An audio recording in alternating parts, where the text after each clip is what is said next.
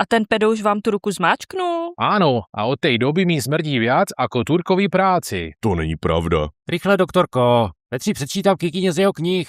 Pane Babiš, dokážete zvednout ruku takzvaně na zmocněnce? Zvednúť áno, vstánuť zatiaľ nie.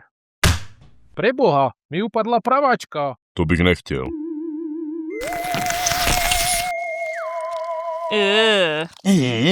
Hnusí se vám jiné formy života, doktorko? Ne, ksicht Donalda Trumpa.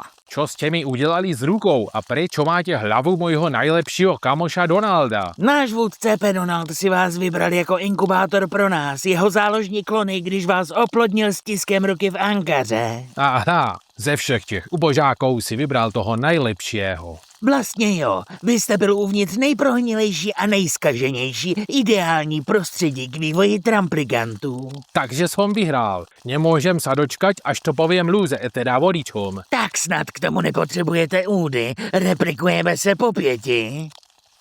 Mi upadla lavačka. V pohodě.